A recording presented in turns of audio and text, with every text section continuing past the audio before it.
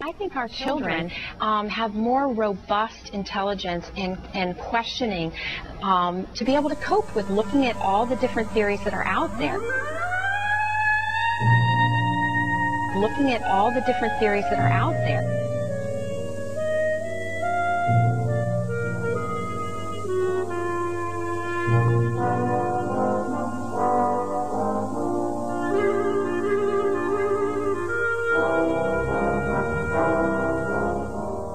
I agree. I wish there was time for children to learn all the different theories. They were shaped by extraordinary people who decided to observe the stars, the rocks, life, heat, light and matter with open minds. They made conclusions based on evidence, not their religious beliefs. Surely the knowledge they've handed down to us will never be kept from our children.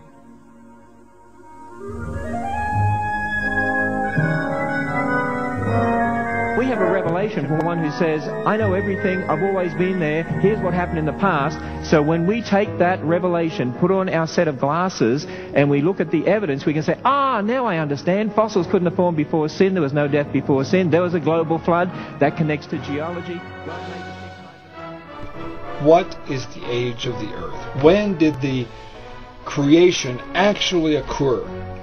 And of course, we're going to go to the Bible. How we make advances in science is being open to all different perspectives, and that's all that we're calling for. Let's qualify that.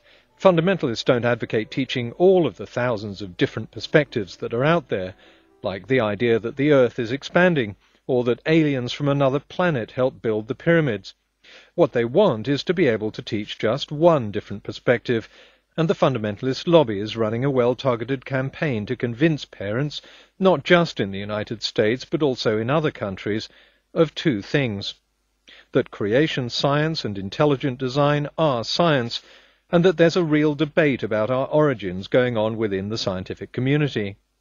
And let's face it, most people don't know that much about science or about what goes on within the scientific community.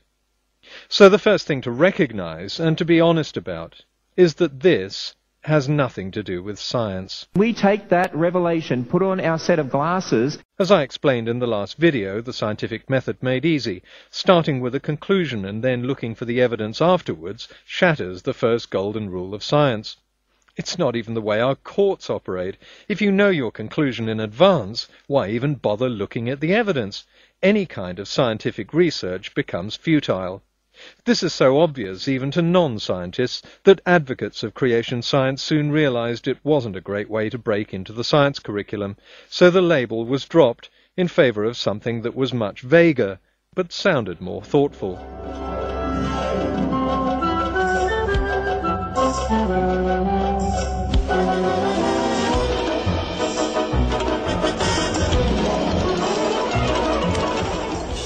Intelligent design takes a simple two-step approach.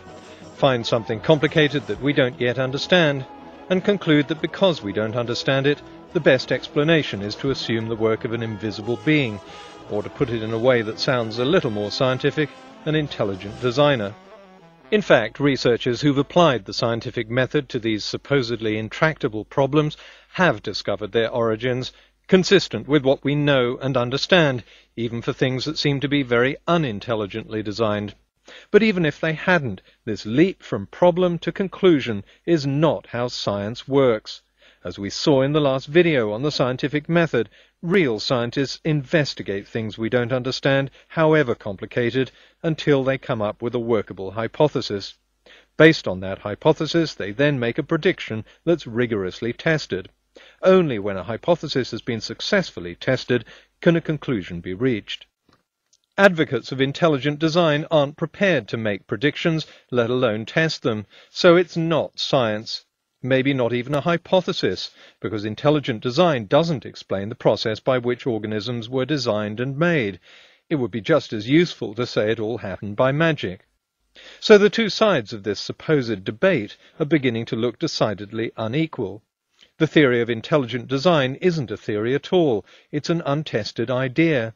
And we never include untested ideas in the school science curriculum, not only because they haven't been reviewed or verified or derived by the scientific method, but because there are so many untested ideas out there that fill the entire science curriculum. As for the notion that the scientific community is divided, okay, on one side we have biologists, including many Christian, Muslim, Jewish and Hindu biologists who accept evolution, and on the other side we have biologists who believe in intelligent design. So the scientific community isn't divided over this question at all. There's an overwhelming consensus.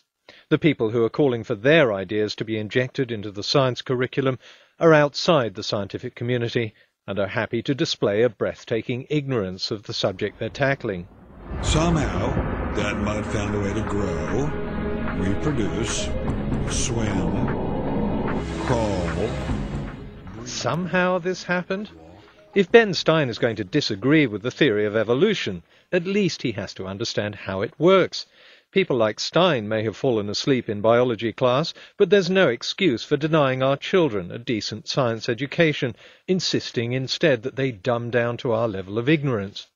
And should we really be telling children that if they come up against a problem as scientists, they shouldn't try to investigate or resolve it? It's okay to assume it's the work of an invisible being. How far would that have got us in the last 500 years? In the 16th century, this was a key piece of evidence for intelligent design. There was simply no way to explain it. How could each colour know where it had to go in the rainbow, and how did they all know how to form a perfect semicircle together? The only way these colours could be put into such a perfect and regular pattern is if an intelligent designer was arranging them. Intelligent design, like creation science, makes scientific research futile, and not just in the field of biology. Intelligent design advocates like Kent Hovind define evolution as everything from the unfolding of the universe to the deposition of sedimentary rocks. Cosmology, geology, physics, archaeology, anything that goes against the literal interpretation of the Bible is under threat. So the aim of the intelligent design lobby isn't to open minds or look at all the different perspectives or both sides of an imaginary scientific debate. The aim is to make science look murky and indecisive and cast doubt on theories that are the foundation of our knowledge. The strengths of science are used against it. The willingness of scientists to admit errors, correct them, and to modify hypotheses is used as proof that they can get things wrong. The word theory, the highest form of proof you can get in science short of mathematics, is mistranslated into uncertainty.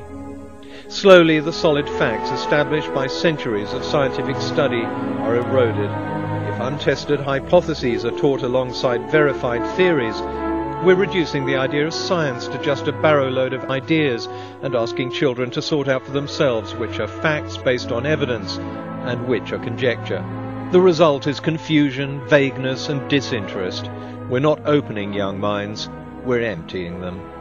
The intrusion into science teaching threatens a number of countries, but none more so than the United States. 100 years ago, the USA was admired as a technological powerhouse. In the technologies of the 20th century, the United States was unsurpassed.